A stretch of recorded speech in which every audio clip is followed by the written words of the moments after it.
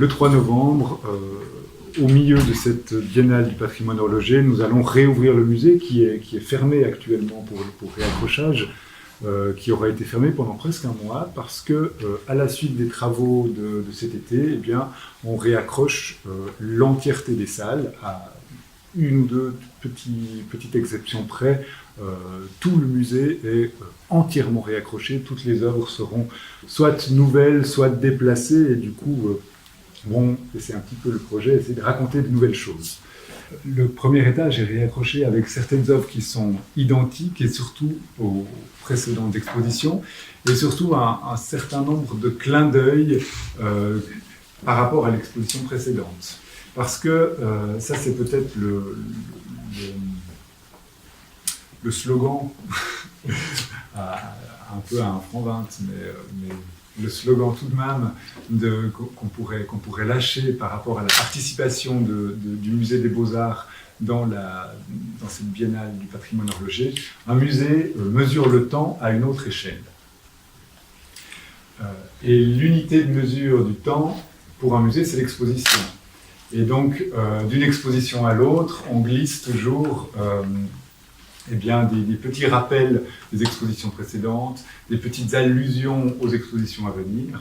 Et puis, un musée mesure le temps à une autre échelle, c'est vraiment une transition qui est toute faite pour parler de la première exposition qu'on va véritablement montrer, celle de Paul Noble, parce que le travail de Paul Noble précisément interroge la question des échelles, c'est vraiment le cœur de son travail. Et il interroge la question des échelles en figeant le temps. Et c'est aussi pour ça que ça prend place de manière assez malicieuse finalement dans cette baignade du patrimoine horloger. Vous verrez tout à l'heure une œuvre assez monumentale de Paul Noble qui arrête le temps à 10h45. On avait d'ailleurs prévu de faire la séance à cette heure-là, mais bon, le temps s'arrête à 10h45 et se déploie différemment, va se déployer dans l'espace, parce que voilà, c'est le propre des beaux-arts, c'est que ce sont des arts immobiles, en tout cas, ça se discute, mais en général, la peinture, le dessin, ce sont des arts immobiles, du coup, le temps, il est aussi traité, mais il est traité par l'espace.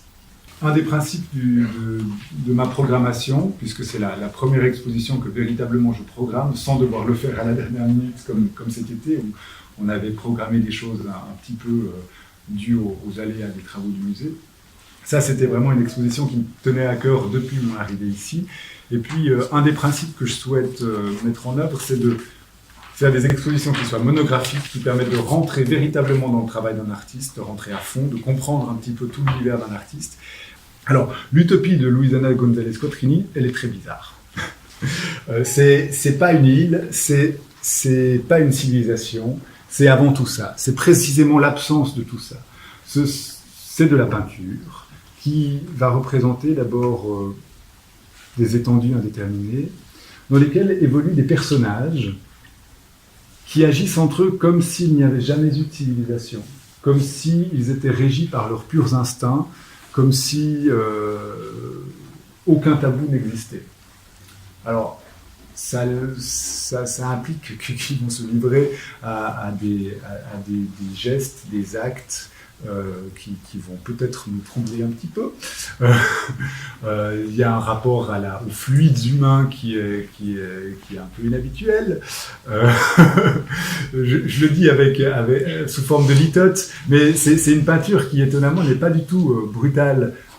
C'est une peinture, lorsque vous verrez, j'espère que vous aurez cette même sensation que moi. Premier regard, on trouve ça très beau, parce que les couleurs sont chatoyantes, sont très claires, c'est des tons pastels, il y a des roses, des bleus, des choses. Puis on regarde ce truc, puis on se dit « mais qu'est-ce qu'ils sont en train de faire, ces gens ?» Mais est-ce que vraiment Et oui, vraiment. Et donc c'est vraiment une peinture qui appelle comme ça un deuxième regard pour s'apercevoir qu'on est là dans une utopie d'un monde sans tabou.